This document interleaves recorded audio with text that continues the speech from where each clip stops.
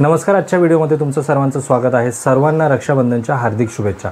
आज रक्षाबंधन आहे तरीसुद्धा मी एका क्लायंटच्या घरी आलेलो आहे, कारण की त्यांनी खूप मला फोर्स केला की सर तुम्ही वेळ काढून या, माझं खूप अर्जंट काम आहे, तुमच्याकडे महत्त्वाचं काम आहे, तुम्ही या. आणि त्यांनी जो दिलेला ॲड्रेस होता तो डोंबिवलीतलाच होता आणि माझ्या घराच्या जवळ आणि माझ्या ऑफिसच्या जवळचाच आहे. त्यामुळे मी आज इथे त्यांच्या घरी आलेलो आहे. आणि का आलो आहे, कशासाठी आलो आहे आणि हा व्हिडिओ बनवण्यामागचं कारण काय आहे, या सगळ्या गोष्टी तुम्हाला आजच्या व्हिडिओमध्ये मी सांगणार आहे. तर चला व्हिडिओला स्टार्ट करूयात. पण व्हिडिओला स्टार्ट करण्याअगोदर जर तुम्ही चॅनलवरती नवीन असाल आणि चॅनलला अजूनही सबस्क्राईब केलं नसेल तर चॅनलला सबस्क्राईब करून ठेवा, म्हणजे असेच इन्फॉर्मेटिव्ह व्हिडिओज तुम्हाला या चॅनलवरती पाहता येतील. तर चला व्हिडिओला स्टार्ट करूयात. क्लायंटसोबतच हा व्हिडिओ शूट करणार होतो, पण तुम्ही घराचा हा परिसर बघत असाल तर थोडेसे मिडल क्लास फॅमिलीमधली ही लोकं आहेत आणि त्यांना इन्व्हेस्टमेंट करायची आहे. पण त्यांना लोकांसमोर यायला भीती वाटते, कारण की आपली इन्व्हेस्टमेंट त्यांना समजेल किंवा आपण काहीतरी करतो आहे असं लोकांना समजेल, किंवा अजून इतर काही डाऊट्स असतातच लोकांच्या मनामध्ये. त्यामुळे सगळेच जण व्हिडिओमध्ये येण्यास तयार होत नाही. पण हा व्हिडिओ बनवण्यामागचं कारण म्हणजे ज्या क्लायंटने मला फोर्स केला इथे येण्यासाठी ते माझे क्लायंट आहेत कल्याणचे, आणि ते आज त्यांच्या बहिणीकडे रक्षाबंधन निमित्ताने आले होते आणि त्यांची इन्व्हेस्टमेंट ऑलरेडी सुरू आहे. पण त्यांना असं वाटत होतं कुठेतरी की माझ्या बहिणीनेसुद्धा इन्व्हेस्टमेंट स्टार्ट करावी, तिनेसुद्धा म्युच्युअल फंड्समध्ये पैसे गुंतवावेत आणि काहीतरी इन्व्हेस्टमेंट जर्नी तिची स्टार्ट करावी.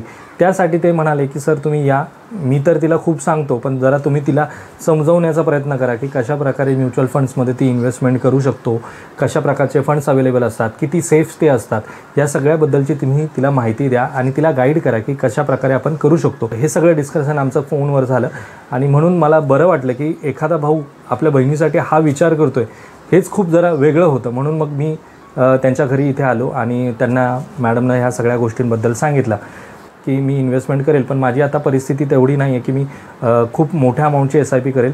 पण त्यांचा भाऊ म्हणजे जो माझा क्लायंट आहे तो म्हणतो की सर तुम्ही काळजी नका करू, 1000 रुपयाची तरी यांची SIP सुरू करा. आणि आज रक्षाबंधन निमित्ताने पुढच्या 2-3 महिन्याची SIP मी भरेन, नंतरचं ती करेन मॅनेज, तोपर्यंत 3 महिन्याची SIP मी भरेन, पण ती माझ्या बहिणीची SIP तुम्ही सुरू करा.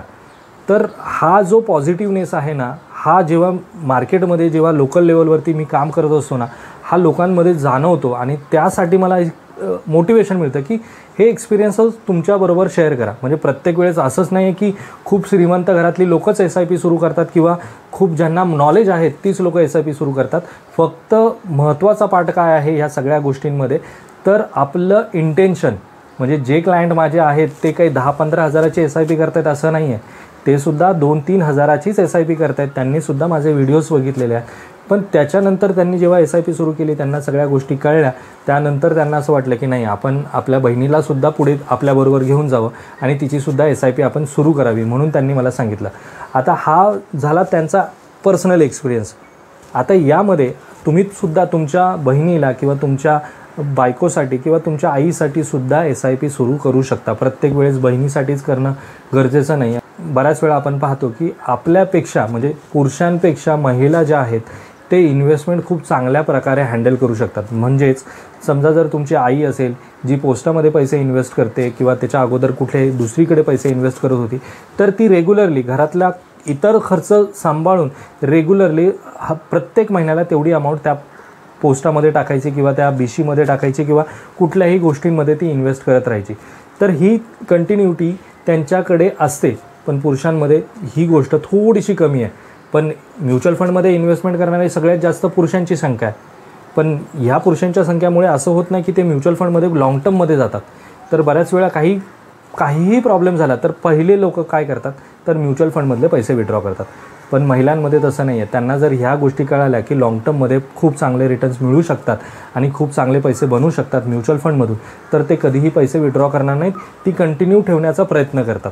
तर अशा प्रकारची SIP तुम्ही तुमच्या आईला, तुमच्या बायकोसाठी किंवा तुमच्या बहिणीसाठी करा.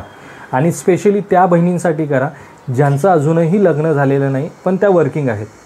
पण आपलं मेंटॅलिटीच अशी आहे की अरे बहिणीचं लग्न झाल्यानंतर तिच्या घरातले निर्णय घेतील ना की पैसे तिचे इन्व्हेस्ट करायचे आहेत की SIP करायची की ठेवायचे की घरात द्यायचे आहेत, हे त्यांचा प्रश्न आहे. पण इथेच आपण सगळ्यात मोठी चूक करतो. कारण की जर मुलीचं वय 21 वर्ष असेल, ग्रॅज्युएशन कंप्लीट झालं, 20 वर्षानंतर ती नोकरीला लागली, पुढचे 5 वर्षासाठी तिचं लग्न होत नाही किंवा 6-7 वर्षासाठी तिचं लग्न होत नाही, आणि आपण काय करतो तर तिने जी काही सॅलरी तिची येते ती जमा करून बँकेमध्ये ठेवत जातो, का तर तिच्या लग्नासाठी. पण याच जमा केलेल्या पैशांमधनं जर तुम्ही तिची SIP सुरू केली तर ही SIP पुढचे 5 वर्ष तर चालूच राहणार आहे, आणि ती लग्न होऊन गेल्यानंतर सुद्धा ती SIP चालू राहणार आहे. कारण की त्याच्यामध्ये रिटर्न दिसता येते तिला की तिने इन्व्हेस्टमेंट केलेली अमाऊंट आज किती मोठी झालेली आहे. मी तिच्या नवऱ्याला सांगू शकते की तिच्या हजबंडला सांगू शकते की मी हे SIP बंद करणार नाही, ही मला लॉंग टर्ममध्ये घेऊन जायचे, पहा याच्यामध्ये किती पैसे बनलेत. आणि ही जागरूकता तेव्हा येईल जेव्हा आपण आपल्या बहिणींची किंवा आपल्या आईची किंवा आपल्या बायकोची SIP सुरू करू शकू. तेव्हा एक खूप मोठा विषय आहे हा.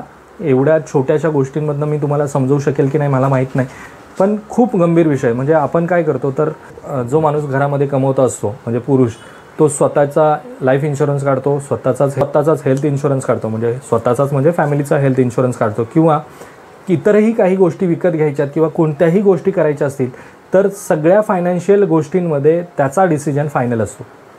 मग जर पुरुष ओरिएंटेड आपला समाज आहे, तर जर पुरुष ओरिएंटेड आपला समाज असेल तर अशा लोकांची गरज आहे जे आज माझे क्लायंट आहेत की त्यांना असं वाटतं की त्यांच्या बहिणीची इन्व्हेस्टमेंट व्हावी, किंवा त्यांना असं वाटतं की त्यांच्या बहिणीची म्युच्युअल फंडमध्ये इन्व्हेस्टमेंट व्हावी किंवा काहीतरी SIP तिने सुरू करावी.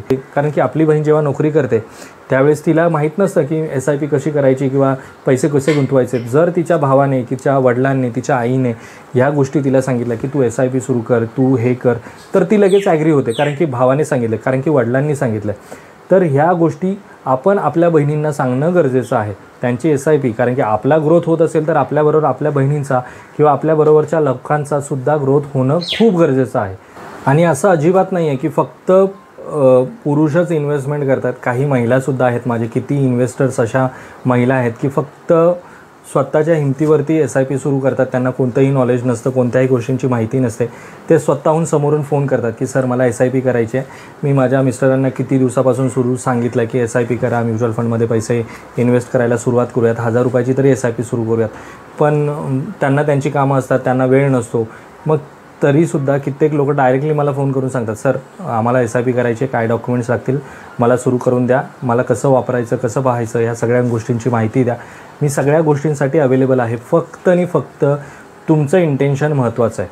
मग तुम्ही 1000 रुपयाने सुरू करा, 10,000 रुपयाने सुरू करा, 50,000 रुपयाने सुरू करा, पण सुरू करणं खूप गरजेचं आहे. येणाऱ्या काळामध्ये त्याचे किती पैसे होतील, त्याच्यातून किती पैसे मिळतील याचा विचार करत बसलो तर आपली SIP कधीही सुरू होणार नाही. म्हणजे आपल्याला कसं असतं की एखादी आपण बाईक विकत घेतो, समजा एखादी मी बाईक विकत घेतली 1 लाख रुपयाची, त्याच्यातनं काही उत्पन्न नाही, म्हणजे फक्त ट्रॅव्हलिंगसाठी आपण त्याचा उपयोग करतो, त्याच्यातनं पुढे जाऊन काही व्हॅल्यू क्रिएट होणार नाही. म्हणजे आज 1 लाख रुपयाची घेतलेली बाईक 10 वर्षानंतर त्याला 30-40 हजार रुपयेसुद्धा किंमत नसते. पण तरीसुद्धा आपण घेताना विचार करतो का नाही, EMI घेताना आपण विचार करतो का बाईकच्या, नाही, की आपलं इंटरेस्ट किती जातं आहे ते माहीत नाही आपल्याला.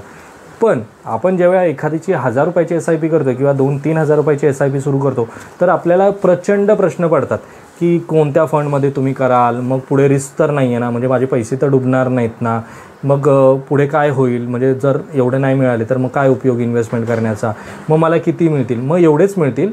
अरे पण तुम्ही सुरुवात तर करा हळूहळू. हे कसं एक छोटंसं झाड आहे, जेवढं तुम्ही जोपासाल तेवढं ते मोठं होत जाणार आहे. आणि हे जेव्हा मोठं होईल, जेव्हा तुम्हाला त्याची सवय लागेल, इन्व्हेस्टमेंट करण्याची सवय लागेल, त्यानंतर तुम्हाला ॲक्च्युली जाणवेल की खरंच आपण इन्व्हेस्टमेंट करायला हवी आणि इन्व्हेस्टमेंट स्टार्ट करून याच्यामुळे आपल्याला हा फायदा झालेला आहे. हा व्हिडिओ बनवण्यामागचा उद्देश हा आहे की जे कोणी भाऊ आहेत आणि त्यांच्या बहिणी आहेत की ज्या वर्किंग आहेत पण त्यांच्या बहिणीची SIP नाही आहे किंवा कोणत्याही प्रकारची इन्व्हेस्टमेंट नाही आहे, अशा सगळ्या भावांना माझी रिक्वेस्ट आहे की लवकरात लवकर तुम्ही तुमच्या बहिणींची काहीतरी इन्व्हेस्टमेंट स्टार्ट करा. कारण की लग्ना अगोदरची सुरू केलेली इन्व्हेस्टमेंट लग्नानंतरही चालू राहते. पण लग्नानंतर जर तुम्ही विचार करत असाल की ती इन्व्हेस्टमेंट करेल आणि स्टार्ट करेल तर याला खूप वेळ जातो. कारण की लग्नानंतर पहिले 6 महिने किंवा वर्षभर त्या घरामध्ये सेटल होण्यासाठी जातात, त्याच्यानंतर मुलं, ह्या सगळ्या गोष्टी, आणि ती जी इन्व्हेस्टमेंट करण्याचं माइंडसेट आहे ना तो बदलून जातो, इन्व्हेस्टमेंट होत नाही. त्यासाठी जर तुमच्या बहिणी असेल तर तुमच्या बहिणीला या रक्षाबंधनला हे अनोखं गिफ्ट द्या, की जसं माझ्या क्लायंटने आज मला त्यांच्या घरी घेऊन आलेत बहिणीच्या, आणि त्यांना खरं तर माझी खूप मनापासून इच्छा होती की त्यांनी तुमच्या सगळ्यांसमोर यावं आणि तुम्हाला दाखवावं, की म्हणजे मला पण त्यांना दाखवता आलं असतं आणि त्यांच्याबरोबर संवाद साधता आला असता, पण नाही शक्य झालं. आणि मला याच क्षणी सुचलं की असा प्रकारचा व्हिडिओ तुमच्यासाठी घेऊन यावा, म्हणून त्यांच्याच घरामध्ये बसून मी हा व्हिडिओ शूट करतो आणि तेच हा कॅमेरासुद्धा पकडून उभे आहेत. तर आजचा जर हा छोटासा व्हिडिओ तुम्हाला इन्फॉर्मेटिव्ह वाटत असेल तर व्हिडिओला लाईक करा. चॅनलवरती जर तुम्ही नवीन असाल तर चॅनलला सबस्क्राईब करा. तर भेटूयात लवकरच अशाच एका इन्फॉर्मेटिव्ह व्हिडिओमध्ये. तोपर्यंत बाय बाय.